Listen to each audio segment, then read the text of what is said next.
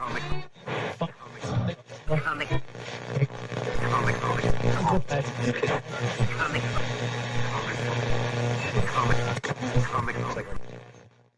everybody, it's Weird Wink Wilkinson laughing and scratching at you. How's everybody doing today? I got a little bit of a stiff neck. Let me just fix this up. Oh, that feels a lot better. Well, I got a great show for you today with some wonderful weird stuff. I feel so very weird. There are some things in this world that go way beyond human understanding. Things that cannot be explained, things that most people don't want to know about. That is where we come in. No human being would stack books like this. I have come here to chew bubblegum and kick ass. I'm all out of bubblegum. Well, it looks like you're the one who needs to be taught a lesson, pal. Class is paying 101. The instructor's Casey Jones. Look, I don't want to fight you. Well, tough rocks, pal. Do you want some coffee, Mr. Tully? Do I? Yes, have some. Yes, have some. It's a cup of coffee in the big time, yeah. Cup of coffee in the big time. Hey, what do you say we both be independent together, huh? I guess one person can make a difference. Enough said. We have the tools, we have the talent. It's Miller time. Luminous being so we, not this fruit batcher. Empty your mind. Be formless, shapeless, like water. Now you put water into a cup, it becomes the cup. You put water into a bottle, it becomes the bottle. You put it in a teapot, it becomes the teapot. Now water can flow, or it can crash. Be water, my friend. You, me, or nobody is gonna hit as hard as life. But it ain't about how hard you hit. It's about how hard you can get hit and keep moving forward. How much you can take and keep moving forward. That's how winning is done. Hey, these aren't my rules. Come to think of it, I don't have any rules. Well, that's great. Either I have a monster in my kitchen or I'm completely crazy. I don't think you're crazy. You know something?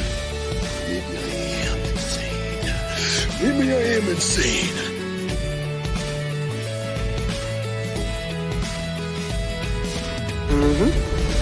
Pizza dude's got 30 seconds. Rise to the top, oh yeah. That's the nicest thing a dog can say about anybody. Human sacrifice, dogs and cats living together, mass hysteria. Enough, I get the point.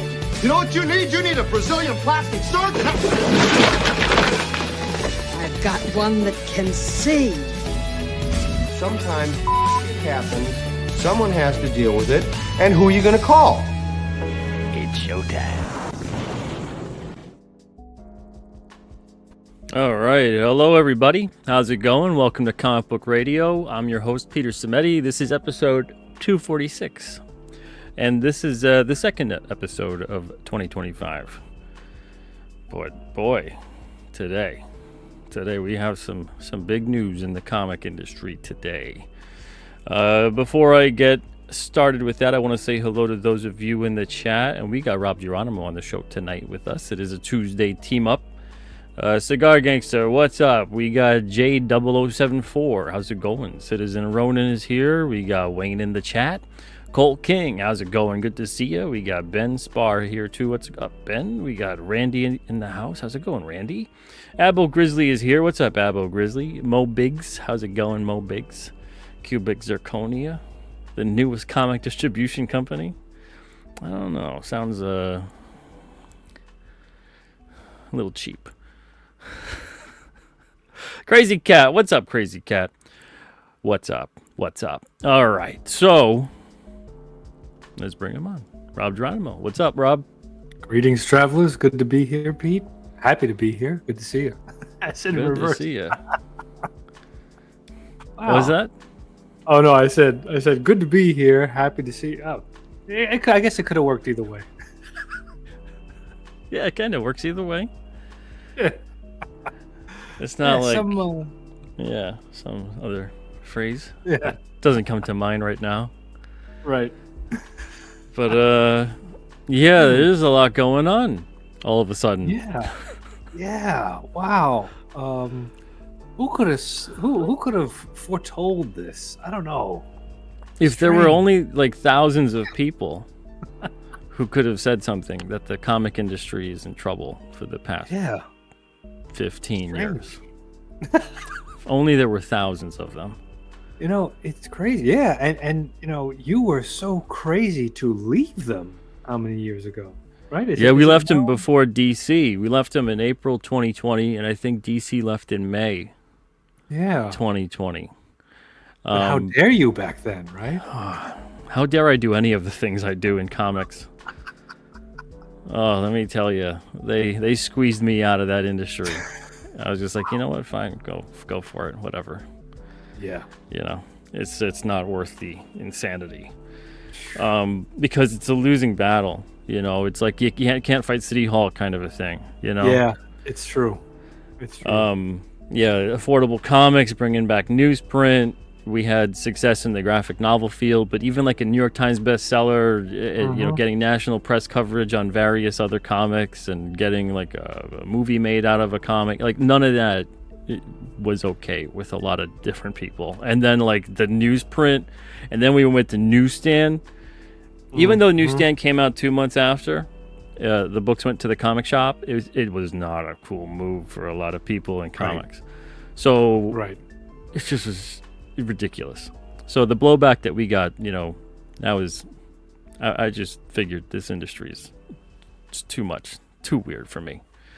But we were a Diamond for 12 years. So to preface all of this, if for those that don't know, I'm the publisher and founder of Alterna Comics. This is our 19th year. And we were with Diamond from 2008 to 2020. Left in April 2020. This was a weird thing to kind of see finally come. Diamond Comics Distribution declared Chapter 11. They filed for Chapter 11 bankruptcy protection. I've got their press release. There's all these other sites that are putting out their take and, you know, kind of what they think of what. I don't give a crap. I'm going to go right to the source, right to the Diamond press release and talk about what they're going to talk about. I'll show that in a second and then we'll go over it. Now, all things transparent here. I dealt with a lot of distributors over the years, book market and digital and comic, newsstand. One of the only publishers to be on newsstand, especially in the indie space. We were there for 2 years with our newsprint books. But Diamond was one of the better ones to work with. Oh. And they weren't great to work with. Right. But they were one of the better ones to work with. Wow. What else was there at the time? Well, the book distribution was a mess. Newsstand distribution was like, they should just call it advertising, because that's all it really was. It wasn't really sales. It was just like a great way to advertise. Because there was full returnability, no accountability. Very similar, though, to book distribution, but at least book distribution until around 2015, you would at least be in a bookstore for like 6 months to a year before returns started really taking hold. So you had some time to sell and to do a book tour or whatever. But around 2015, I started noticing like 2 to 3 month return period. By 2016, it was like a month turnaround sometime for a graphic novel. Like, it's not good. Which was a big reason as to why we went into doing the newsprint line with the comics. So dealing with all the distributors I dealt with, Diamond was a headache. Diamond had some good people though there. Good people. But we had, I think, 10 brand managers in the 12 years that we worked with them, so we could never really get like a foothold with anyone. When we left, we had an interim brand manager that all of a sudden like he was consolidating a position and becoming like taking on like the 3 brand manager positions, so he was losing his mind probably. Oh god, that's and it felt like it. Dealing with him felt like it. It was a fun time. Those last like year and a half, 2 years. Wow, I can only imagine. Yeah, because he just didn't care, and it didn't want to help you grow, didn't have the time really.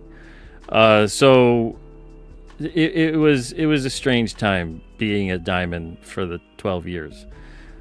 I've heard a lot of horror stories from retailers. I've heard a lot of horror stories from other publishers, all that kind of stuff. Everyone knows about that. I know some people are probably going to think that I'm going to spike the football today about this, but I'm not going to do that. I don't think this is really a win for anybody. It could have been a win in some way, but it's not going to be a win. I don't see that coming. I also don't see Diamond. I'm just going to cut to the quick with this one. I don't see Diamond going away necessarily. Like, no, I think they are going to. Yeah, I think they're going to restructure. I think they're going to try to figure something out. I could see them largely leaving the comic space that they're in and going more towards the line of collectibles and toys and things like that. The stuff that really works for them. That's where the money is, to be honest, too. Right? Yeah, but I don't see them necessarily just dissolving.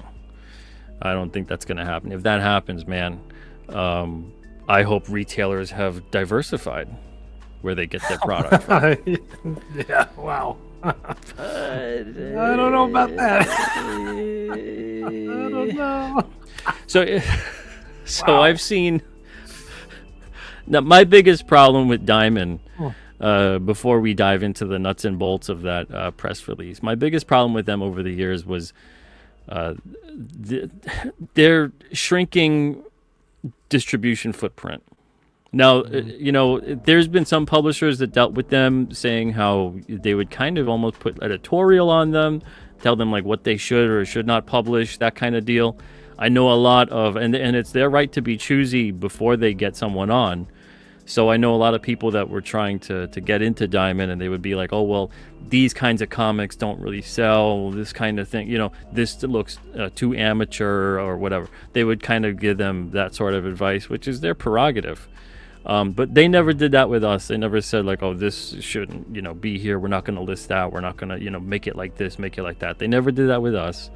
But I was always baffled by what seemed like when they were especially the absolute only distribution game in town.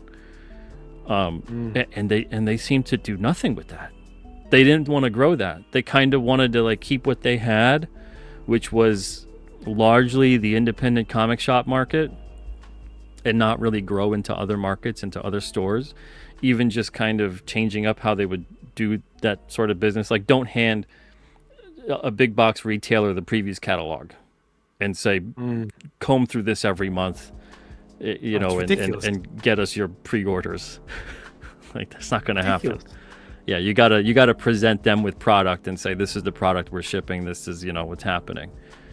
And truth be told, there's a lot of stuff in the comic industry where you can't really do that, but there's a lot of stuff that you can. So there's a lot of product in the industry that you definitely can, and you can do it maybe the top 10, estimating the top 10 titles on average that would sell, and say, okay, we're going to ship these out to these stores. You could do that with graphic novels. You could do that with a lot of evergreen product that's kind of always being in circulation.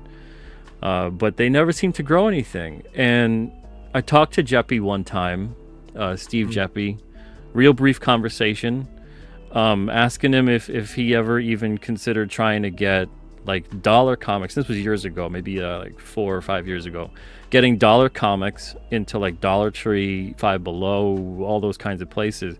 And he didn't even know that there were comics that were priced at $1. Wow. He definitely didn't know who the hell we were on that level, I'm guessing. Right, if he did know, he like, that was a hell of a poker face, because I believed it. I believed that he didn't know what the hell they were distributing. So it was just one of those things where I felt like this is a bottleneck situation, and it's going to get real bad. Yeah. Because you need that one hand washes the other of like, you can discover comics when you don't know what comics are. Like, you need that breaking point where you see the comic and you're not in a comic shop, because you see the comic, and then eventually, like so many of us, you found a comic in a convenience store, in a grocery store, or this or that, That's whatever. right. And then you eventually, like, comics now are on the mind. You see them, you fall in love with them, and now you know what comics are. So if you don't have like an older sibling, a cousin, a relative, a parent, whatever, that introduces you to comics, nowadays you'll never know that comics exist. Like, imagine if like the only place you could find peanut butter was at your local peanut butter shop. Yeah, right, exactly. It's 100% true. Like the likelihood of that industry flourishing, especially if like your local peanut butter shop, some people don't even have one. So some people will never have peanut butter. Some people will never have that. They won't know about it. They'll be like, oh, they still make peanut butter? You'll see that at like the peanut butter convention and go, wow, they still make that? Is this new peanut butter? Wow. Or is this old peanut butter from like 1982? Right. So that's like what comics have become. Yeah. Right? So it's strange. It's strange, I mean, who could possibly think if you just have like one designated store to buy something that business wouldn't do amazing? No, right, of course. Now, but now you feel though also wasn't it a little bit hard to work with Dollar Tree or something with the distribution? I don't remember what. Okay, so those bigger stores keep you at arm's length, but Diamond also keeps you at arm's length from the retailer. Like when you're in the distribution system within comics, they all kind of want to keep you at arm's length. They don't want you to have direct pipelines to the customer, because as soon as you have a direct pipeline to the customer, out goes the retailer and the distributor. Sure. Yeah. And potentially, maybe eventually the publisher, right? Mm-hmm. So like if you could go right to every single customer and have access to them and you know them and you can develop a rapport with them, which is how so many indie creators are doing things nowadays. Yeah, right. Eventually you'd be like, well, why do I need to surrender 62% to the distributor or to go direct with the retailer and surrender 45 to 50% with the retailer? You would just go right to the customer. So everything was always that like you don't talk to so and so, you don't speak to so and so direct. It's kind of like a weird nerd mafia. Wow. Yeah, like you don't talk to so and so direct. You just kind of do your nerd thing. Mafia. And you talk to your account manager. All right, you don't talk to the so and so retailer. You don't talk to the customer. You kind of your customer is the retailer. And even at that point, it's still kind of like, are they really? Yeah. They want you to, go through Diamond. And whenever I would talk to the brand manager, they'd be, and I'd say, what could we do to bolster sales, to make more of an impact or whatever? It'd be like, well, take out an ad, put an insert in the catalog, upwards of hundreds or more dollars. Sure. And I was like, no one cares about that. It's like getting junk mail in your junk mail. Yeah. That's like the key to success, is to put your business card inside the junk mail everyone throws out. Right. Yeah. 100%. Yeah. So that didn't really work for me. I didn't see that was a viable solution. So then it was like, okay, we'll go and talk about, we had one brand manager. She was great. And she was like, social media, we could do press releases for you, all this different stuff. Let us know, put us on your press release list. If you've got something special you want to promote, maybe we could even get something going and we could publish that on the website. Like, she was really great. I think her name... What year was this? I want to say her name was Megan. It's either Morgan or Megan, and forgive me if you're out there or whatever, but she was great. This was probably around, I would say, right as we were starting the newsprint line. So it was around like 2016, 2017. Oh, okay. Yeah, and then she was gone by probably like 2018. Any particular reason why? They were just switching people up, or she quit? I think she was getting married or something like that. It didn't seem to be, but she never went back as far as I knew. But she was great. And we only had maybe 2 or 3 brand managers that I wasn't really too keen on. For the most part, they were all like, okay, but she was great. So that helped with the strategizing, but then it also put me down the path of thinking like, okay, well, if we can do this and we can kind of market more specifically and directly, then it kind of becomes like, well, maybe we could ship these too. Maybe we could sell these direct. Maybe we could do all of that. And Diamond put us down that path explicitly when we had the newsprint line come out in 2017, because they kept dropping the ball on reorders. And between 2017 to 2020, we lost something like 15,000 reorders through Diamond. because they would auto cancel every month. They would go out, poof. If they don't send you an invoice, they would fine you $150 if you sent in the books anyway. So you will see the sales accumulate. And let's say you see 300 Blood Realm sales. And you go and say, okay, I'm going to get on top of that. I'm going to be proactive about it. Send 300 books in because they're piling up, you know, and for them to get the books, it's like 2 weeks. Then for them to like sort through the books and ship the books out, it's 2 weeks. So we're talking about a month before it actually gets to the customer / retailer. So if you see something come in, or in my case, I saw something one time come in, and it was a bunch of books, and I said, okay, well, I'll just ship them out. And they threw the books out, fined us $150 because we sent it in without getting issued an invoice. I remember that. Oh. And they're like, don't send that unless we issue you an invoice. And I was like, well, when are you gonna? Yeah, I was like, when are you gonna issue an invoice though? It's almost 3 weeks. Like it's almost gonna auto cancel. And they're like, well, the system does it automatically with your minimums. I was like, well, what's our minimums? And they said your minimums that we have right now are 10 issue minimums. I was like, this one's got 105 orders. So obviously the minimum isn't going through correctly. If the minimum's at 10, it's supposed to issue a purchase order at 10. Wow. And it's accumulated 105. And we still haven't gotten anything yet. Like, that's terrible. So we went through that song and dance a bunch of times, and sometimes I was able to pressure the brand manager into issuing out the purchase order, but more times than not, I was not able to. So we lost a bunch of reorders. The retailer lost out a bunch of reorders, and the readers lost those reorders. And it looks like we just don't want to ship anything out, or that we underprinted, or whatever. Right. So that's what made us start selling so much direct. And like lo and behold, we built that up by 2020 when the COVID pandemic hit. We were in a position to go and sell direct. Right. And we were doing more business direct than we were through Diamond at that point in time. Oh my Lord. So Diamond kind of made what we became, you know, so we made the best out of a bad situation at the point in time. And it's strange to think about things because there was so much going on, so much crap going on in the comic industry. Just like the attitudes were awful. The interactions were weird. The marketing was weird. I'm sure it's still relatively the same. I'm sure it's not as bad as it was in like 2017, 2018. I hope it's not as bad. I'm plugged out of whatever potential nonsense is happening. This is the first thing that it made a blip on my radar, because since that point in time, since we left Diamond, they lost their exclusivity with their top 5 publishers. Wow. That's DC, Marvel, Image, Dark Horse, and Boom. So what did they end up? Oh, wait, all of them left? No. Their top 5 publishers. They are all with other distributors now, principally. Oh, I didn't know Marvel too.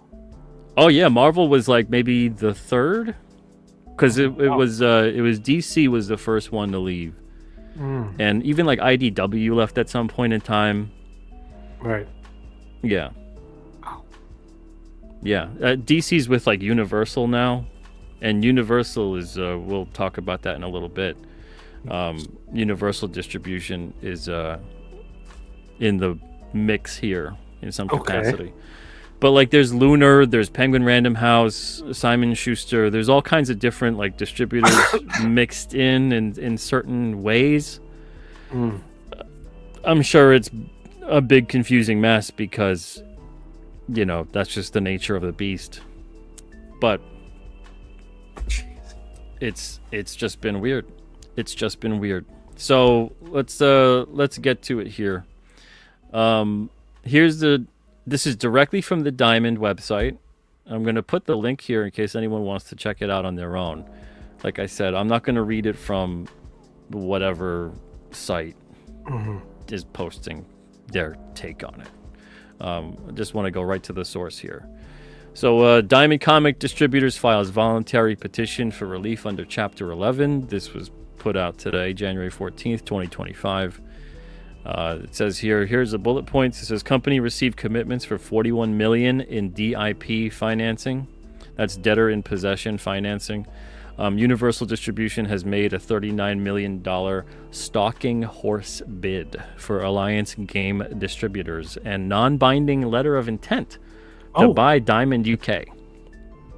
Universal Distribution is a Canada-based company, and they largely do like trading card games, trading cards, and then also they have a deal with DC and a couple other publishers too. So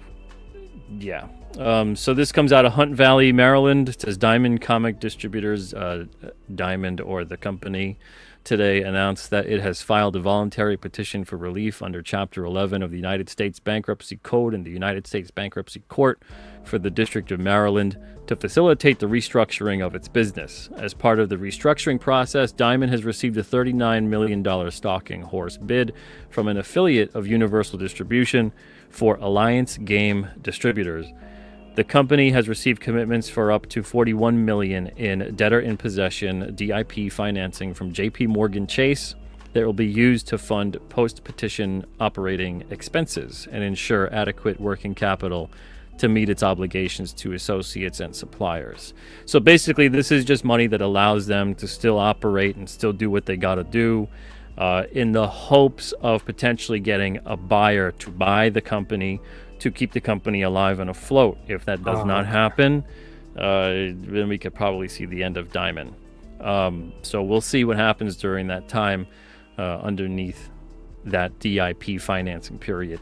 In addition to securing DIP financing and a stalking horse bid for Alliance Game Distributors, Diamond has received strong interest in its specialized business divisions, having also entered into a non-binding letter of intent with Universal to acquire Diamond UK. So in this situation, it's not a contract. It's nothing more than literally something that says, we have an interest in this.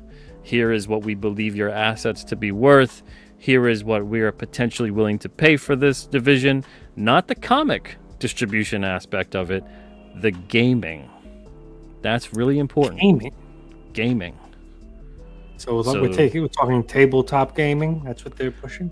Tabletop games, trading card games, that kind of trading stuff. cards. Wow.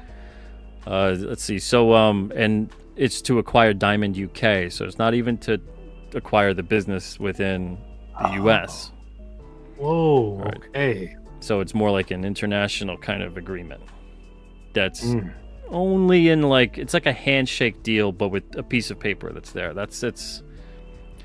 It's not a whole lot of anything other than just like we're interested, Right. Yeah. So it says, in addition to securing DIP financing and a stalking horse bid for Alliance Game Distributors, yes, they do repeat these phrases several times in this press release, Diamond has received strong interest in its specialized business division, having also entered a non-binding letter of intent with Universal to acquire Diamond UK. Diamond is actively pursuing offers for and has received interest from potential purchasers for its other business units, including Diamond Book Distributors, Collectible Grading Authority, and Diamond Select Toys, as well as its main comic, toy, and collectible distribution lines. Now, those people have not been mentioned. Those companies have not been mentioned. It's kind of just saying that they're actively pursuing and have received people being like, yeah, we might be interested. Who the hell that is, I have no idea. Right. It's just a lot of what we'll talk about on here is a little bit of speculation, a little bit of conjecture. This isn't like anything official or whatever, but this is the press release from them. Diamond has been a linchpin of this is them kind of just commenting with a quote.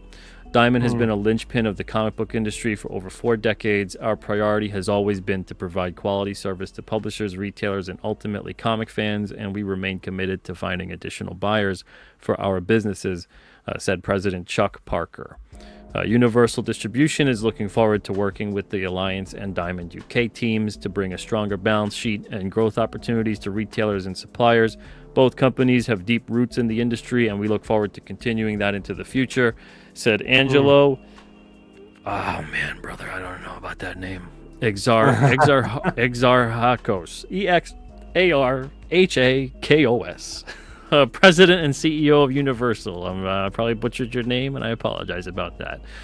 And then at the end is just about Diamond Comic Distributors. Founded in 1982, Diamond Comic Distributors offers a multi-channel platform of publishing, marketing, and fulfillment services, coupled with an unparalleled global distribution network for its retailers, publishers, and vendors.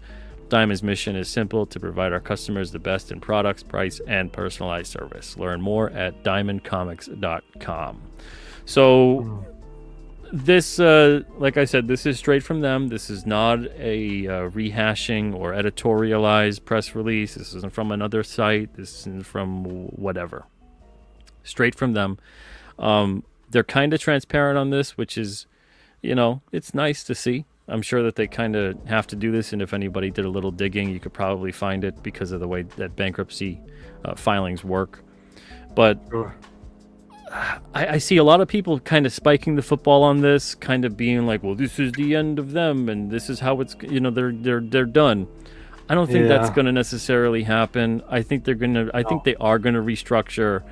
I think it's going to look very different than what is currently happening. And I mean, we've been saying this for a long time, but I really think retailers need to start now more than ever seriously considering diversifying where they get their comics from. Yeah. If not even just in general, how they're doing business within the comic industry. Now, I've seen some people. I saw one retailer in particular saying how this was all DC Comics' fault. Like this whole, they were very Chicken Little with the whole thing, and they were freaking out, and pretty much saying that this is all DC's fault, and that everyone should remember that and never forget it, and always rub it in their face, essentially, that like, you did this, you killed Diamond, you killed the comic industry. Essentially, is where the raving post went. And to think for 12 years my ability to make a living was depending upon these very qualified and pragmatic individuals. Can't imagine why I didn't friggin' lose my mind for 12 years. And this is a pretty powerful retailer, retailer. And many of them that I've dealt with over the years have been like this. Now, again, there have been a bunch that are great. But a lot of them, either they'll stay quiet publicly about it, a lot of stuff, because of the louder, more powerful type retailers that'll make their lives hell too. Or a lot of them end up being like, yeah, this is the way it works, man. This is how it is, But it's terrible. I've seen this firsthand with a lot of these retailers that are, I don't know, the core to the industry. It's hard to want to say that, because they've done a lot of damage. Making it as if that the comic shop should be solely treated as like a charity. Making it as if you get your product anywhere else, you're the enemy of the comic shop. It's insane. Even the idea of like the Free Comic Book Day, the FCBD committee being kind of like this clandestine secret group that picks who gets to make the cut and who doesn't. It's like this weird, strange, like everyone on a power trip. So, and it trickles throughout the industry. And there's publishers that are like that, there's creators that are like that. There's a lot of blame to go around. DC Comics is not blameless, but they're trying to say DC left in 2020 and it caused essentially this domino effect. But the thing is, DC, when they left, it should have been the writing on the wall to many, and it probably was. As I said before, the top 5 publishers pretty much are not exclusive with Diamond anymore. Sure. When they saw their chance, they left because they saw the writing on the wall. The retailers should have saw the writing on the wall too. But it was like this weird, it's like in the thumbnail of the show, it's got that stamp that Diamond did. It was kind of like the Comics Code Authority stamp saying how their comeback will be bigger than the setback. And that it was like, okay, how? well, we'll put the stamp on, we'll have publishers put the stamp on a bunch of books for a couple months, and we'll sell t-shirts. And that was like the thing. Just like repeating the mantra would make it happen. It was like, were they going to restructure at that point and go, you know what, let's do a soft restructure because the industry right now, we got to get books into more people's hands? Are we going to like expand the distribution footprint? Are we going to get into more retail outlets? None of that really ever happened. No real plan. Yeah, no real plan. Now DC is signed with Universal. I think they signed in 2022. And they're going to be getting stuff into Dollar Trees now. Really? Yeah, they've reprinted like their line of a lot of number ones, and they're going to be kind of getting those into Dollar Tree at like a lower price. And they've been made like exclusively for them, so they have like a cover that kind of has like the dollar. I don't know if they're $1.25 or $1.50, but they have that on the cover. And then the ads are updated, but it's like the same story still from like Rebirth and whatever else. But like that's the thing that you can tell that maybe they wanted to do that, but they couldn't do that under the exclusive agreement they had with Diamond. And there's no reason that Diamond couldn't have done that with like, what is it? DC had theirs, Marvel had theirs, their True Believer line. I don't know if they still do. Image had Image Firsts. Alterna, we had ICYMI, which was 99 cents, and all the other comics were $1.50 anyway. We could have done some kind of, they could have had like a bunch of comics in Dollar Tree, and that's a lot of stores. Now, it probably would have upset the comic shop retailers. It absolutely would have upset the comic shop retailers. Just like the way DC, when they put like reprinted stuff into Walmart, that really upset the comic retailer. Instead of understanding like this is a great time right now to be like, hey, we're going to have new customers. We can take advantage of that. Let's get some direct mail campaigns out there. Let's do some advertising. Let's have some events to let people know that, hey, we have a comic shop in the area. Sure. Come on down. Let's have a cosplayer dress up as whoever. Come meet Spider-Man for the day or whatever, All these little fun things that they just could have done. And a bunch of them have done that. But there's a ton of retailers that don't. I've been into almost 30 shops.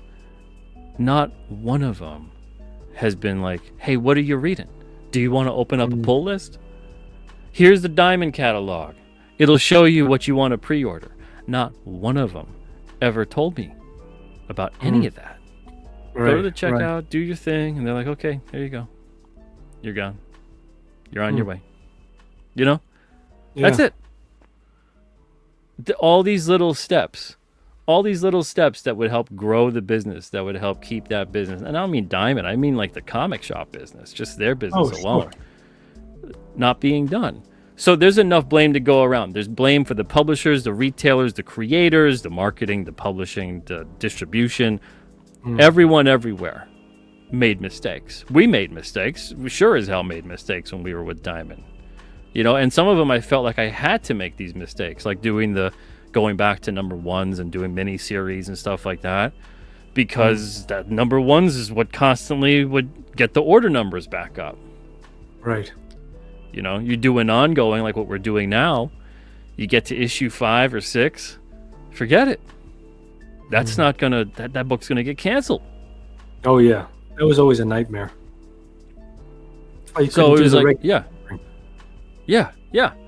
And that's a little bit a part of the very heavy pre-order mindset that Diamond had. It would have almost been better to just put through some kind of, like, if Diamond was doing okay, you want to be a comic shop with Diamond, you got to purchase, and they do have purchase minimums, but it would have been better if they said every shop has to purchase at minimum 1 copy of each book that we distribute.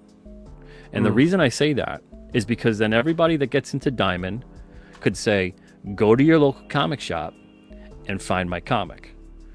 And if it's not there, it's because it's sold out. So it would familiarize the comic shop with your comic. You could tell the reader without lying to them, because like only 10% of shops carried the books we made. Same thing goes for dozens of other indie publishers. So you go, okay, everybody, go to your local comic shop and go find Alterna, pick it up, And I would say that knowing full well, and I eventually stopped saying that because of it, but knowing full well that most people are going to go to their shop and they're not going to find anything there. Right. And they're more than likely going to encounter, and I heard dozens of these stories from readers, they're going to encounter someone at the comic shop that goes, oh, I've never heard of those guys. No, we don't carry them. Oh, well, can you order them in for us? Nah, because they don't really sell. It's like, you have a customer right there. Right. And you're like, nah, they don't really sell. We're not going to order those. Or they'll order them, and they'll order them just for the pull list. There was one shop that had 7 people that had Alterna. All of Alterna, we would put like 4 or 5 out at a time on their pull list. But they wouldn't put one. They wouldn't order one copy of anything for the shelf. Why? So crazy. I don't know. All I know is what I'm told from our readers and what I've seen and experienced because I don't go to a comic shop being like, hello, I am the publisher of Alterna Comics. I just go in there as a customer. I only did it once, and I didn't walk in like that. What happened was I went to a local shop once, and I said, you guys have any Alterna? And and this was, I don't know, 2019. And they go, oh, didn't that company go under? Diamond doesn't carry them anymore. And I said, really? Are you sure about that? And they go, yeah, I'm pretty sure. I said, oh, that's so strange, because I've seen them at other shops before. There's a shop down over there. They carry them. Oh, yeah, really? Oh, I don't know. I said, yeah, because that'd be really interesting if that happened, since I'm the publisher of the company. Dude's face beat red, right? Yeah. And he's like, oh, maybe I might be confusing you guys with someone. I'm sorry, But as a potential customer, instead of him taking 2 friggin' seconds to go to his computer, what was that again? Alterna Comics? How do you spell that? Put it in there and see what freaking comes up in the database. Lazy. No, instead tell the customer the publisher doesn't even exist anymore. Not even like we don't carry the books here.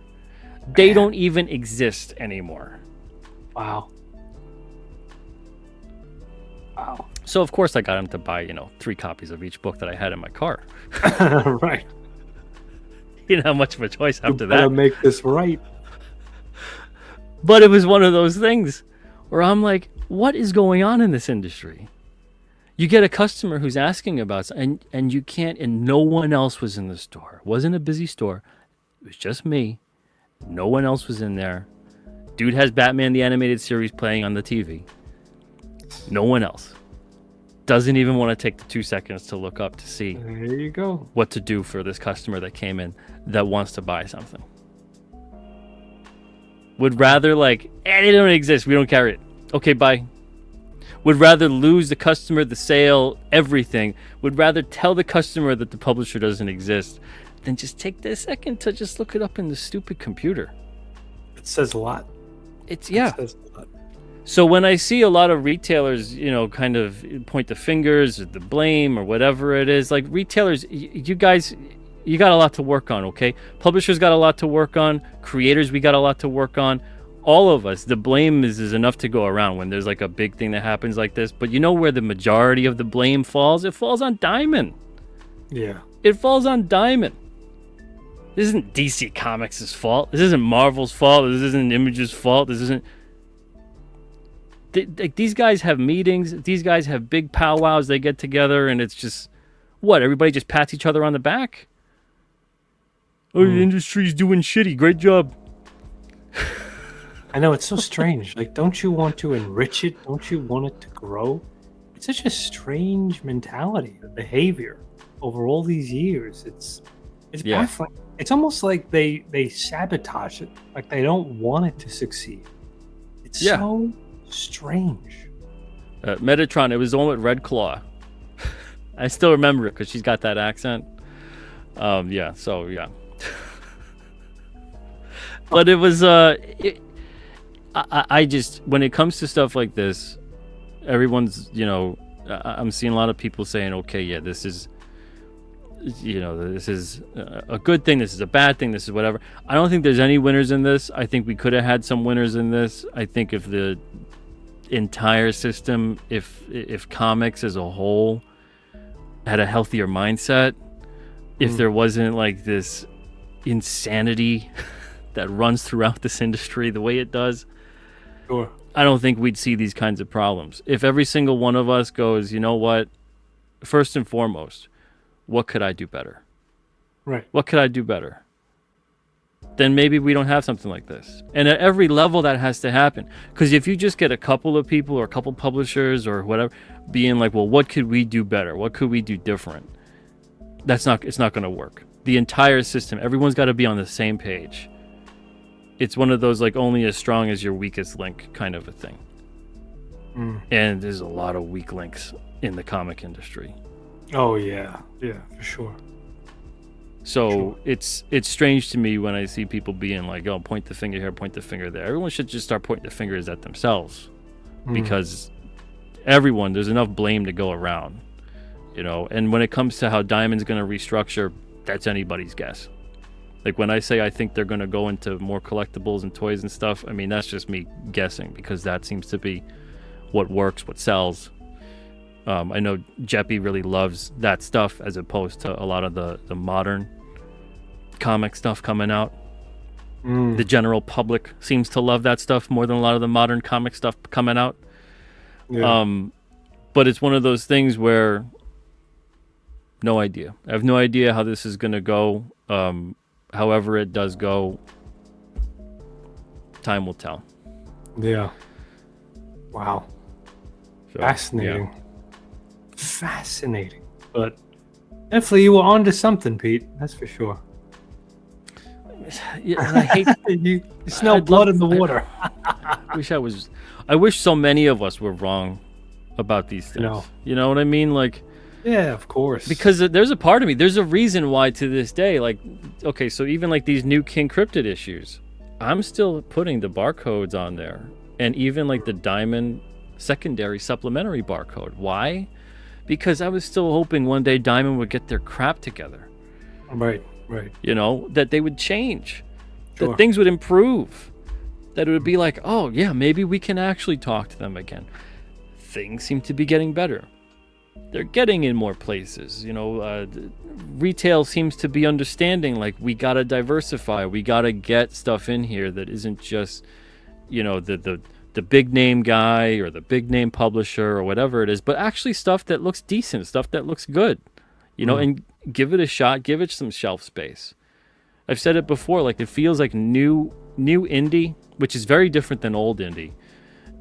New indie comics seem to be given like the 1 month kind of shelf life. But then you go into like the dollar bin, if your store has one, and you'll find a book from 30, 40 years ago. Yeah. So they get like 30 or 40 years to sell. But if you don't sell in a month, you're garbage, kid. Yeah. It's true. And it's strange to think that there was a time when there were no comic shops, right?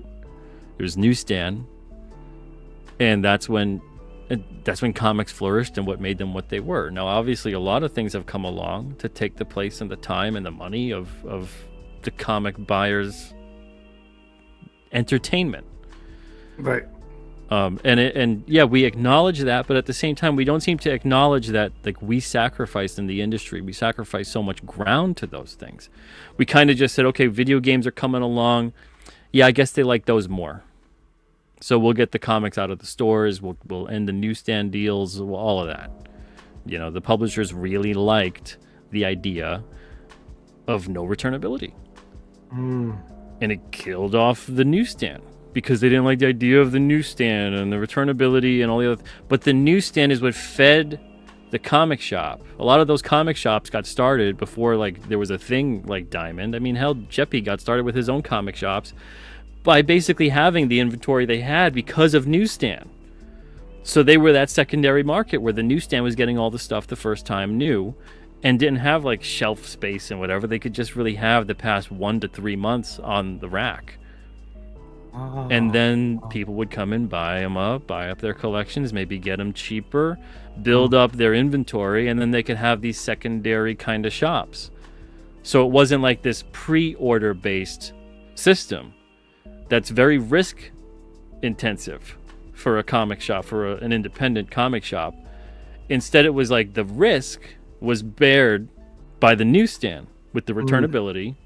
And then to find your back issues, to find your collectible issues, you went to the less risky, but often higher priced comic shop. You know, you didn't want to pay like the $3 or $4 for that 75-cent issue at the comic shop. Well, you had to not miss out at the newsstand. But eventually, when that didn't become an option anymore, and it became, okay, well, we got all this, the publishers go, who needs newsstand? We can just print our own money, essentially, because these shops will just buy them up. Sure. And now what they like to label the collector bubble burst, it's really the publisher gimmick bubble burst. Don't blame it on the customer. The customers got wise. So it wasn't the collector bubble burst. It was the publisher gimmick bubble burst. Right. And that killed a lot of shops. And it also ruined a lot of things for the readers, the collectors, everybody in between. And the industry's kind of been trying to get back ever since. So don't just blame like DC from 4 years ago or 5 years ago. This was like a 30 years in the making sort of thing. Oh, yeah. It's been a while. It's been slowly dying. And it's been, up and down, whatever.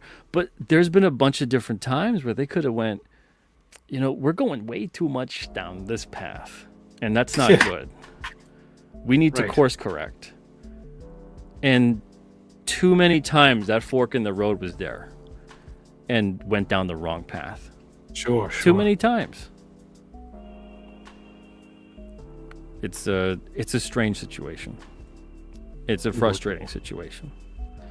I'm not thrilled at the aspect of this scenario because of who it affects and the immediacy of it. People getting affected right now. Things are already tough enough as it is. Whether or not all these mistakes could have been made or whatever, like I said, there's been people who've tried, whether it was publisher, retailer, creator, even at the distribution level, but it wasn't like squeaky wheel gets the grease. It was like squeaky wheel gets replaced or squeaky wheel gets obliterated. So there were all these different avenues of someone kind of being like, well, what about this way? And it would be a great idea. And it would be like, it'd be like Ed 209 comes in, and you're like, what are you doing? Wait, that's a good idea. Yeah. Nope, it's not part of what we're doing right now. It's kind of too off the path there, the paradigm. Not ready for that shift. Right. Horrible. So it really is. It's just kind of like you just circle the drain until eventually you go down the drain. So I'm hoping that Diamond can do whatever they got to do just because I don't take any pleasure in seeing this kind of stuff happen. I know some people are probably like, that's weird. Like, why wouldn't you want to see them get like crushed? I want to see them. I want to see them bounce back. I truly want to see them have a bigger comeback than their setback has been. But I've been waiting for that for 4 years. Right. It hasn't happened yet. So I don't know. I don't know how it's going to shake out, but yeah. Wow. Wild. So what do you think? Oh, I was going to ask, what do you think is going to be the trajectory? Okay. All right. Before we dive into that, Dale, thank you for the super chat. Says my LCS was frustrated 2 weeks ago because his diamond order didn't show up. Said it happened too many times and he's moving his orders to the other two. Yeah, there's too many stuff. Too many. Oh, that's what I mean. Like, I love the idea of Diamond. I love the idea of a comic distributor, because I love comics. Because I love the idea of like the easy convenience of, everyone can go to the one place and it's all great and they take care of everything and they do it right and they keep expanding and they get stuff out there. But the reality is we don't have that. Right. And I don't think we ever will. But I love the idea of that. And that's the thing. I'm not sure if we're ever going to get to that. And I think we're always going to have these frustrations, whether it's going to be Lunar, whether it's going to be Penguin Random House, whether it's going to be, like I said, Diamond.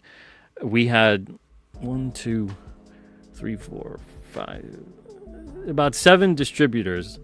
And of those 7 distributors, and not in comics, but just within like graphic novels, digital, and comics, of those 7, Diamond was the best one to work with. And so that gives you an idea about how bad a lot of the distributors can be out there. Like Diamond was the best. I don't even have to hesitate.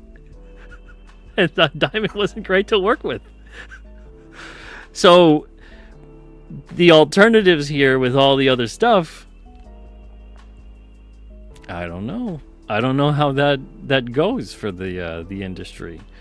I'm just going to take a quick look through the chat here, see if anything pops out.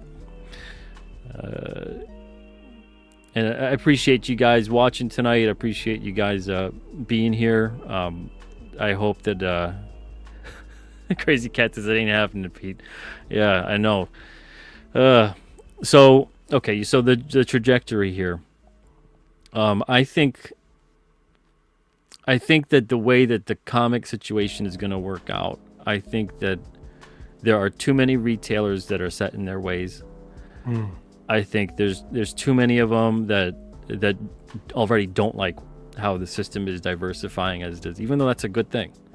Diversification equals competition equals the retailer will benefit in the end. So maybe they take a little more time to get their orders through, or they have to take more time to deal with the different accounts, but they can still profit from that in terms of maybe getting a better percentage. Now, if they're not going to get a better percentage, if they're getting screwed in every which way possible, that's on purpose. And the purpose is to eliminate the middleman, because everything could just go straight to the reader.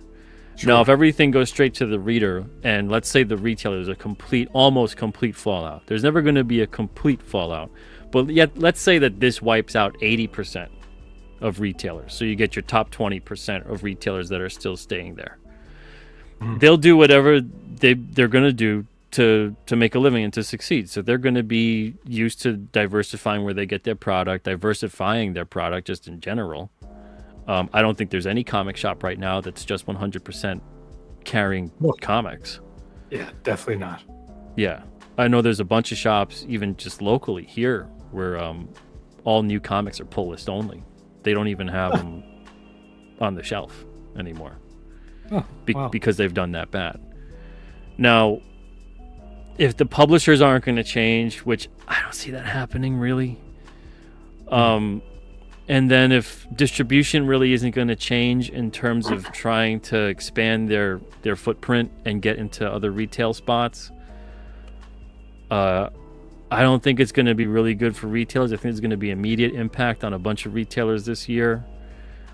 I think that a lot of those retailers hopefully maybe can kind of still stay afloat by selling online, by maybe doing the convention circuit kind of thing. Sure. A lot of them already do that anyway, but I know there's a lot of retailers where like they absolutely hate the aspect of trying to sell online, of trying to ship anything. I think that I don't think the publishers, the bigger publishers at this point, are going to do anything other than pivot. So I don't think they're going to do like the full-blown Alterna kind of thing where they go like no distribution. We're going direct. Right. I think they're going to do what they have been doing, which is kind of pivot. In all honesty, I would like to see them completely do the full-blown Alterna thing. just have the website set up, and you could just go to the website and order directly from them. They could even do a crowdfunding system if they wanted to do that. I think would be really interesting. I know McFarlane kind of flirts with some of that stuff with like toys and whatnot with the crowdfunding. But, you know, it'd be interesting to see them go completely direct. And I know there's probably retailers that if there's any retailers left that like me, there's probably going to be the rest of them that hate me for saying that. But the thing is that I think it would benefit the retailer, because the retailer can then do what it is that they kind of always should have done, which was be a secondary market, which was kind of be that reseller instead of bearing the brunt of the pre-order. Go instead with, you know, following good money instead of trading good money for bad money over and over again. You know, so it's a weird thing to sit there and say, you know, I wish the publisher would go direct, but also at the same time, the publisher would go direct, and you know they would all start offering good discounts to the retailer. So it's like if there's, I don't know, 50 publishers that are worth buying from, let's say. If I'm a retailer, I want to do direct business with all 50. Give me your discount, give me your whatever, and, you know, I already have like 20 different suppliers that I work with, and I'm just like little old me. So if I'm a retailer and I got to work with like 50 different so-and-sos to get like the best thing going and whatever, yeah, do that. That's part of the job. You know, so if you want to work directly with the publisher, I mean, man, I would love to do that instead. If I was a retailer, I would love to instead work directly with the publisher and build a direct rapport. Then the publisher could even have like salespeople at that point, because all the money they're losing to the distributor, they could then use that to bolster a shipping department, maybe get a salesperson, all that other kind of stuff. And if everyone was on that same page of like, this is where you go, it turns that thing, that whole comic industry that we were talking about with like finding comics and where do you go and what do you do. Now all of a sudden you'll start having more online retailers pop up. You'll start having more places to sell those books. And maybe then the system starts changing a little bit. Or maybe the system stays completely the way that it is, and you keep having this direct sales approach, and the retailer keeps doing the secondary market approach, because the publisher can't in perpetuity keep issues around for forever. Right. Like the biggest thing in the whole cog in the system, it really is the distributor could go away. Oh, sure. Yeah. You know, it's like the retailer is more vital than distributor. The distributor is just kind of like an expensive post office. Because even the publisher, like let's say there's, I don't know, 500 retailers worth shipping to. Okay, well, you get 2 or 3 people for your shipping department and ship the books. Right. Like, okay. You know, they go, oh, well, you got to do that, and then it's just, oh, there's a postage involved in this and that. Diamond doesn't work for free. They still take a cut. Oh, sure. You know, so all that stuff that gets offset, you know, and then you have all the different systems involved where if you sell direct, there's a bunch of people that are going to order direct because they don't have a comic shop or whatever the situation may be. So they'll go direct, and that offsets a lot of the different discounts you might have to give to the retailer. Right. And if you really want to hedge your bets as you're a publisher, you go the crowdfunding route and get a community kind of vibe going of like, you know, rallying around your efforts and see what people really want. 'Cause at the comic shop, you know, a lot of people will go, oh, I went to the comic shop, my book is there, that's great. I went to the comic shop, my book is there, that's horrible. Why is it there? Why isn't it at home with somebody reading it, loving it, appreciating it? Right, exactly. Like, I want to know that the comic shop got the book and then it immediately went to somebody else. Sure. You know, that if it's there for a fleeting moment. And then they got to place a reorder or whatever. So, like, the whole thing is strange when there's like a creator mentality of like, oh, it's so great, I saw my book there. I want to be like, yeah, well, go back in a month. Is your book still there? That feeling ain't going to be great anymore. Right. You're going to be wondering, why the hell's my book still there? Why doesn't nobody want my book? Right. And they're not pushing it. So there's a lot of different things in the whole industry that have led to this sort of thing. But until the actual industry in its entirety owns up to the way that it's treated readers over the years, the way that retail has had this weird stranglehold on comicdom, the way that publishers have directed their product lines over the years, and the way that distribution seems to not want to expand its footprint until and those are just simple little things. There's so many more other things. But until we can get on the same page with that, it doesn't matter who the hell comes in. It doesn't matter if Amazon buys Diamond Comics. Oh, yeah. Nothing's going to change. So the trajectory, I see more going direct. I see an immediacy of the retailer getting hurt. Unless they can find a way to pivot, and many of them already have, which is great. Right. But the ones that can't, don't want to, or don't know how, that could potentially hurt for them. But retailers also have to understand too, like, you can't sit there. I've had this talk before. You can't sit there and say, as a retailer, I want product that sells itself. Because I've had that talk with retailers. And I think, I think you were on a show one time when I was mentioning that. Yeah, I remember. And I've had the talk with way too many retailers that say that they want product that sells itself. Good luck. The problem with product that sells itself is if you're a retailer, eventually your supplier, your vendor, the product supplier will realize one day this product sells itself. Why the hell do I need retail? Right. Why do I need to surrender half or more of what this product makes? It sells itself. I could just list this online. I could just, have our own, and people will come to us. So the retailers I've talked to, by and large, they want that book that you've already done the marketing. You've already brought the customer to their store. You've created so much buzz that things like friggin' Pokemon or something. And They walk in going, where is blah, blah, blah product? So they don't do a damn thing in that equation other than stock the book on the shelf.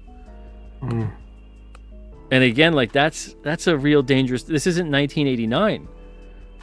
That's a dangerous game to play because eventually that vendor's going to just go, we don't need to send this stuff out. We can just sell it direct. So the retailer has to figure out a way to be more than just a shelf. They got to figure out a way to be a part of their community, to have events, to treat them like they're events. Sure. I've done signings and I've seen signings happen at various shops where you're like, this is a signing? Yeah. At one shop, we were told to move where we were in front of the door because the gaming tables go there. We've got the gaming people coming in. I said, are you kidding me? Yeah, shows you the priority. I'm like, we have a signing from 5 to 7. Yeah, I know, but at 6 o'clock they come in. Wow. This is where we set them up. Holy mackerel. Like, wow. Okay. All right then. That really makes me feel great. That really sends across the signal to your customers too. Yeah, exactly. That you have an event going on. And I've seen that happen, very similar scenarios to other creators, where it's like you walk around and all of a sudden you see the creator doing a signing. And they're like in the corner of the store, away from everything that any customer could possibly want to go to. And it's like they're just sitting there, and you know it's a signing because they got the table and they got a little spread. And they're just like a dark secret in the corner of the store. They're lucky enough to be there for the 2 hours that day. That is like crazy. It's treated like this weird thing. Instead of being, get some stupid balloons, like $2 or something. Get some stupid balloons from, the Dollar Tree or wherever. Right. And just make a fun event out of it. Have a sale going on at the same time, even. That'd be too much. Yeah. Too much. Like it's your store. Run it like it's your store. It's strange. It's a strange industry. That's why, like, the whole thing, top to bottom, there's so many different things that need to be addressed, and I don't think they ever will. And that's why it sucks. We're free of those shackles. Yeah. But unfortunately, stuff like that does affect us still, though. You know, because it's the industry as a whole. It affects everybody in some way, shape, or form. Because this is like the last, like the retail outlet is like the last bastion of the looky-loo potential comic buyer. Right. You know, and I'm very curious to see how the DC Comics Dollar Tree stuff goes, but we'll see. Yep. We'll see. Because it also is in the comics industry, there is a content issue. Mm-hmm. There is a content issue. I mean, I don't know how people can say that there isn't. I don't know how you can look at a comic from 40, 30 years ago and say that's worse than the comics of today. That's crazy. So there's so many problems with this industry. It's borderline depressing. But this specific instance with what's occurring, I don't think Diamond is dying. I don't think this is the end for them, but I do think that this industry is going to look very different in the year to come. Yeah. And it's going to look downright probably apocalyptic if they can't find buyers. Yeah. So, but yeah, if you're a retailer right now, I'd say diversify and shore up what works for you, what doesn't. And you know, I don't even know at this point what most retailers would be getting really from Diamond. You know, right, where they at this point. Yeah, because I'm pretty sure you could still order the top 5 publishers from Diamond, but they're not exclusive. It's kind of like a deal. They're like almost like subletting, you know. Right. So you're ordering it from another distributor. So the discount has to stink. Like that has to be a weird system. Oh sure, yeah. Like Diamond turning into kind of more like a redistributor. Steven, thank you for the super sticker. I can't see what it is because of the way StreamYard is, but I thank you regardless. Appreciate it. So, yeah, at this point, I mean, I can concentrate a bit more on the chat. If you guys have a specific comment or question or anything like that, I'll take a look at the chat and we'll go over that while I do that stuff. Rob, I do have a question for you.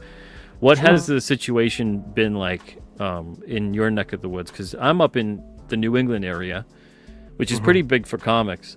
But you're in New York, which is like largely considered one of the hotbeds of comics. What has like that situation been like for you? It was considered, at least.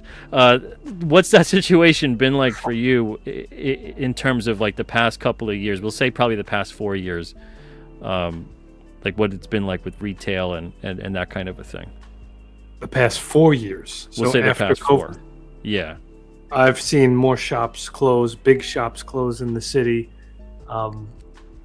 Yeah, and the focus is not really on books, of course. Like we said, it's all on toys. They're getting more and more packed with all of these replica, kind of armor or like just replicas of props from the films that you can buy. They're all in like this glass. It's like, especially when you walk into Forbidden Planet, which was I'm pretty sure it's still popular in Manhattan. It's just hilarious. There's just this one wall all the way in the back, of like the new releases, which is small. And they have back issues, with trades and stuff. But no, like, not like back issues as in like, from the old stuff. But really you're swimming through just an ocean of toys and statues and little fun little aprons with the Wonder Woman logo on it. You know what I mean? It's just all these different little kitschy things, and it's like, where's the comics? And then tabletop games and everything on the left on the shelves, and finally the comics in the back. And that's been the main thing I've been seeing a lot, and a lot of shops closing. So it's sad. It's sad here. Unfortunately, not unfortunately, because at least it's still a comic. Manga is just everywhere, especially here in the bookstores in the city. It's just insane. It's absolutely insane. The manga is huge. Yeah, that they have plenty of manga. Wow. Yeah, it's basically it. I think you have more of a comic community going on in your area, in my opinion, than what's going on over here. Yeah, I mean, we still have a couple tried and true type comic shops where the majority of product is comic. Yeah. Definitely not close to all of it, but a little bit more than half, maybe like 60-40. It's still comic oriented. There's one comic shop which is like in upstate New York, which had a pretty good following. Now they're doing it's so weird. Now they're doing used video games, retro game store now / comics. So now they're pushing like we're retro video games. So like they're buying all of the old stuff like PlayStation, Nintendo, GameCube, Xbox, and that's like in the front, you know, with all these retro systems. So like it's like they cannot just solely focus on the comic book stuff and tabletop gaming. It's like the comics, they're comic book shops, but they're more of like, I don't know, not even pop culture, like nerd store. You know what I mean? But not in a negative way when I say that. You know what I mean? Yeah. Like kind of all of geekdom, more or less. All of geekdom, exactly. So it's like, it's so funny. You can't really call them comic shops anymore. You know, it's a geek shop. Geekdom. Yeah. Welcome to geekdom. And that's the thing too, is that, you know, talking about Diamond maybe focusing more on the collectibles and the statues and the toys and that kind of a thing. I gotta think that also has a ceiling to it that's coming up. Because I think at the base, the foundation of it is the product and the characters. So like foundationally, the industry's foundation is not Diamond, and I hate when I see people think that like it is, that it's like, oh, Diamond goes away, like everything's gotta, you know, start going one way or the other. And Diamond's a cog in that, but like I said, they're really just kind of like a really expensive post office. There's just a way to ship product from A to B. So foundationally, it's the publisher, it's the company. Yeah. So if they're making something great, if they're making characters that people love, putting stories out that are resonating, you know, all that kind of stuff, whether it's comics, movies, TV. At one point in time, they were doing it right on the comics, the movies, the TV, the games. It seemed like they could do no wrong. Sure. But like they've abandoned so much of that. That's what makes me think, like, I don't know where things necessarily go from here as far as comics go. I don't think that any distributor can come along and course correct just because. And that's what also, like, I get, you know, the other side of it going like, well, how can they really expand their footprint when it doesn't matter if comics are literally everywhere? They got to be great. And then people will want to partake. But the thing is that, like, I think one hand kind of washes the other. Yep. I think getting out a newsstand was a really big mistake that happened. It killed their advertising revenue. It killed their ability to have that customer who just stumbles upon comics. It probably even destroyed a bit of their economy of scale with printing. there's just so much of it that you could pinpoint all these little areas in the timeline where it's like, that was probably the wrong move, and like that was probably the wrong move too, and you know, and like every company has that. Alterna has that, Marvel has that, DC has that, Diamond has that, but it feels like the industry as a whole, we got way more in the loss column than in the win column. Oh yeah, sure. And then I think the nail in the coffin was like, as soon as you start blaming the customer, and when they started doing that, like around 2015, and then it was just, oh. Yeah. And I wish, and there were some, but I wish that the retailers as a whole understood that it's like, no, the people that are saying, hey, don't do that, don't push away the customer, and a bunch of retailers were doing this too. They were crapping on customers also. Yeah. But you know, I wish that all of them, that as many as possible, could have been kind of like a unified front, being like, no, like it's not the customer's fault.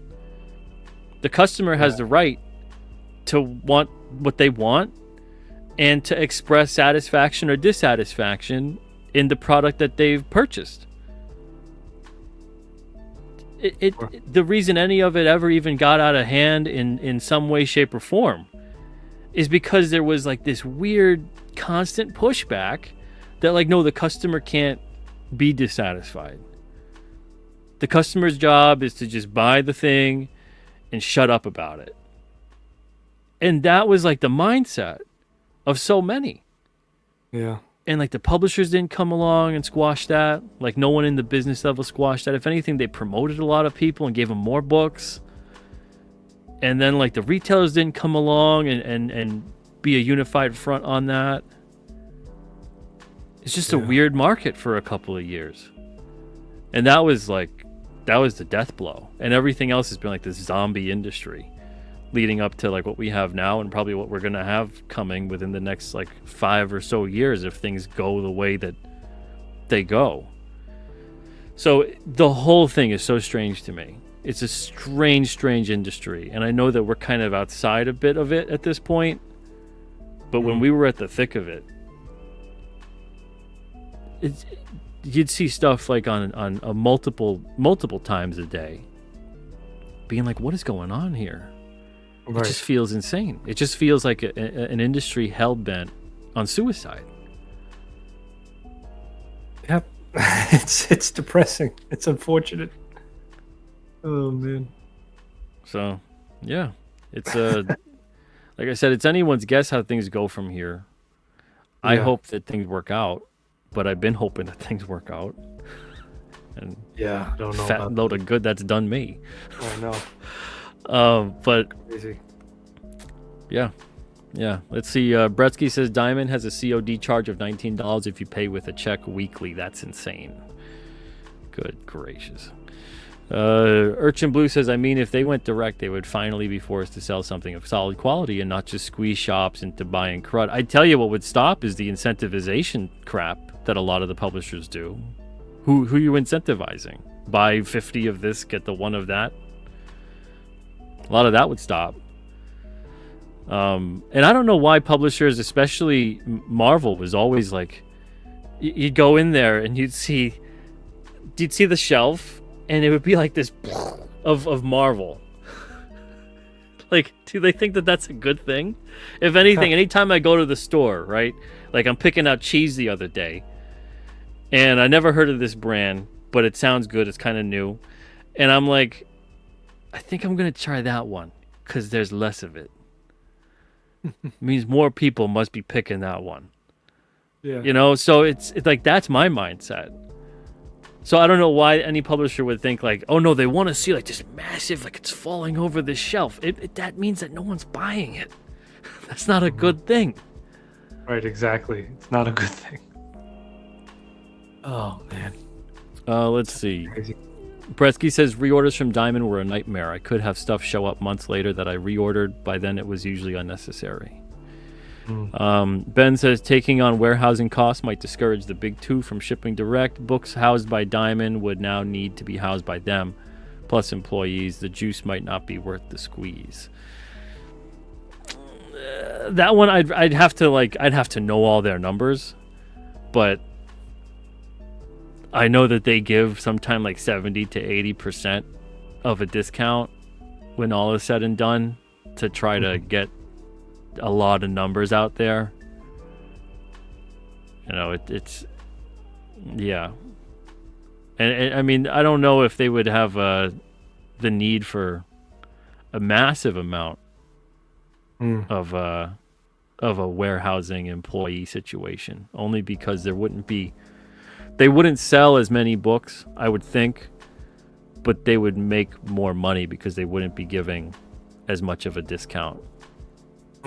Or even sometimes over shipping on purpose just to inflate numbers, which is what has happened in the past. I don't know if they're still doing that though, but yeah, I would have to know all the numbers and whatnot. I'm just looking at like what we can do, and what we can do made more sense to go direct than it did to stick with a distributor. Sure. But that is a good point. Abo says those gamers can be vicious. Matt Cisco says just distract them with a Funko Pop. Abo says real table flipping thugs. Crazy Cat, retailers who are salesmen who don't understand selling. And that's unfortunate because I found that there's a lot of them that are like that. A lot of them. And not all of them. There's some that are great across the board. Great customer service, great setup in the store, real nice organized store, well lit, easy to find stuff, easy to get to stuff. And then there's others where you're just like, you walk in and go, is this an episode of Hoarders filming today? Yeah. I think there's like a dead cat behind those X-Men books. It's just real weird. And yeah. And then when it comes to, new books like us, like when you get something new out there, when it's a store where you can't find anything and everything on top of each other, you're like, well, how the hell are they supposed to find what we're making? It's not really like a browsing experience. There's kind of like you make the beeline for what it is that you do that want to get, and then you get out. Right. So it's strange.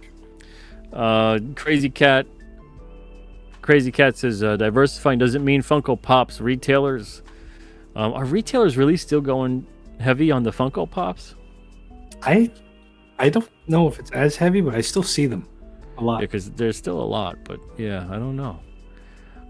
Comics Legend says, I think comic shops seem more like they are on their last days, like the drive-in movie, trying to hold on in an ever-changing world, but the inevitable is going to happen, and they will be gone. It just... It's strange. It's strange. It seems like a strange system that's happening right now with like this weird push of like, we'd like to see more kind of brick and mortar shops, but I think people want to see a better organized, more of like a uniformity, not even so much like a chain system to a comic shop, but I think just make them easier to look through. Right.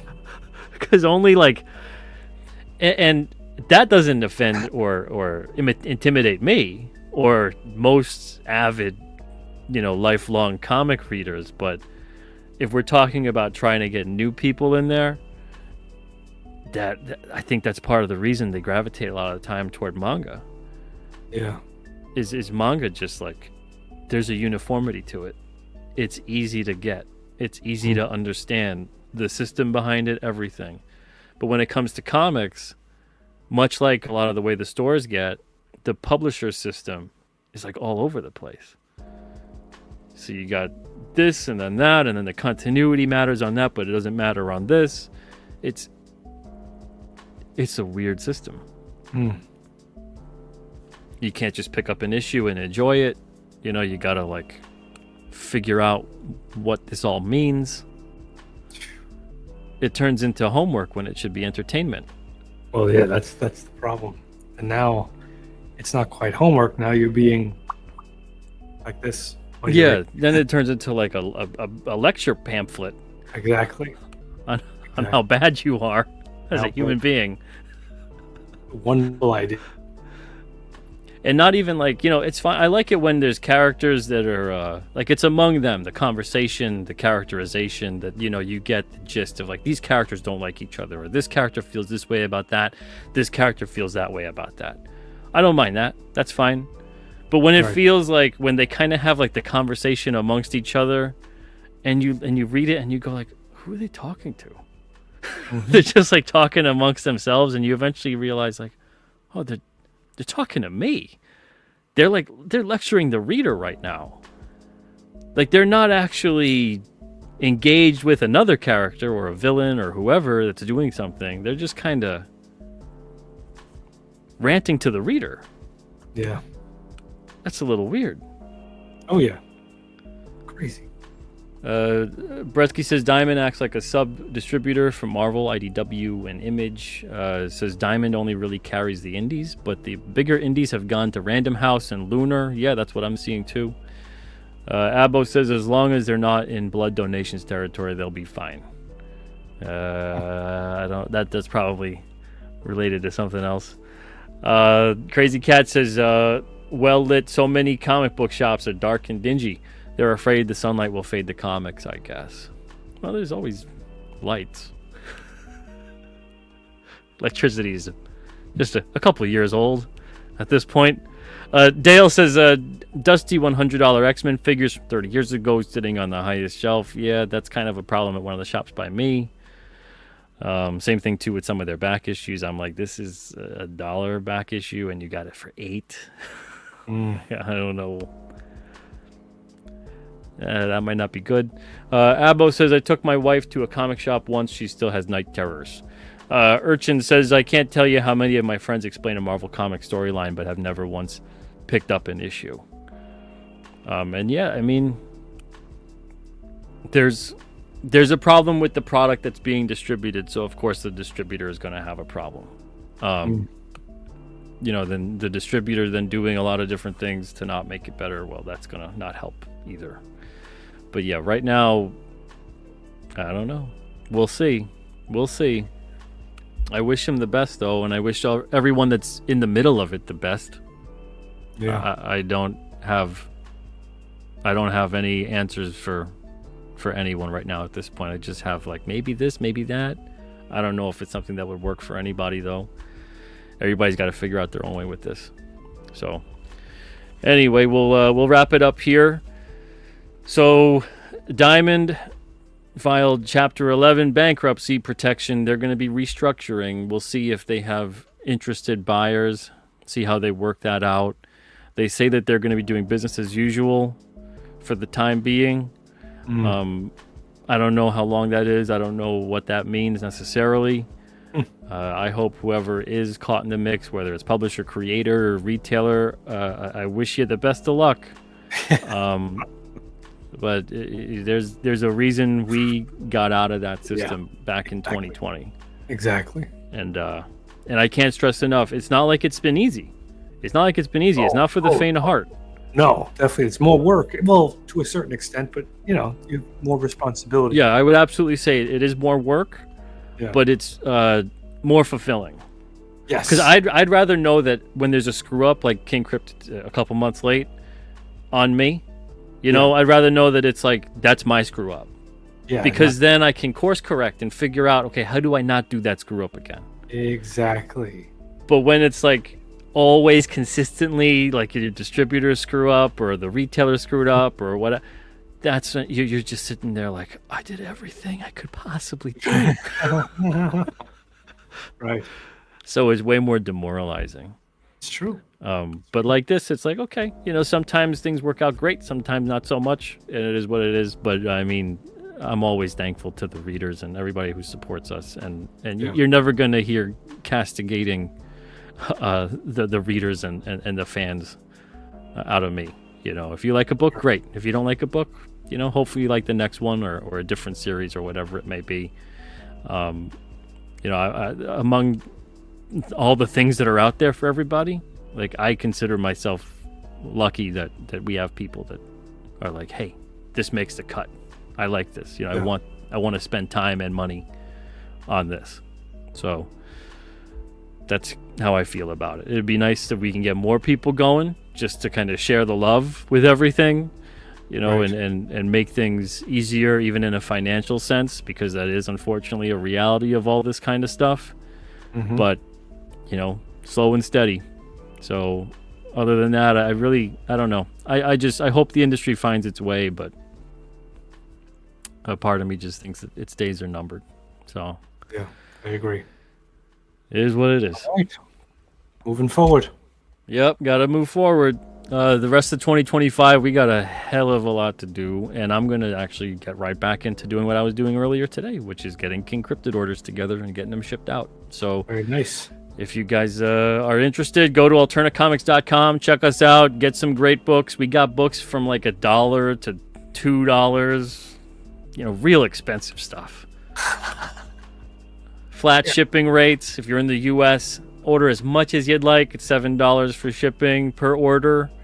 $25 for Canada, $40 for outside the U.S. and Canada. But, you know, if you're in like the U.K., get a big order going and save on the shipping. The shipping minimizes that. You order 40 books, now your shipping is basically $1 per book.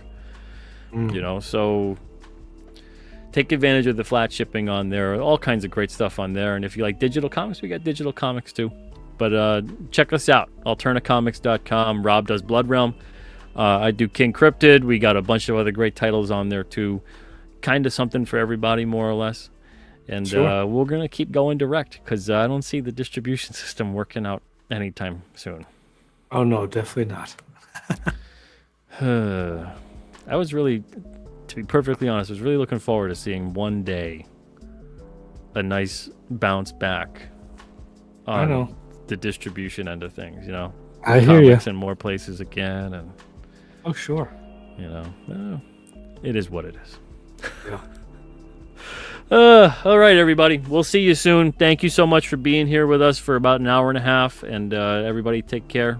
All the best. And make sure you follow Rob on YouTube as well. All the links and all that good stuff is in the description of the show. Everyone, until then, everybody have a great night and an even better tomorrow. We'll see you soon. Take care, everybody. All the best.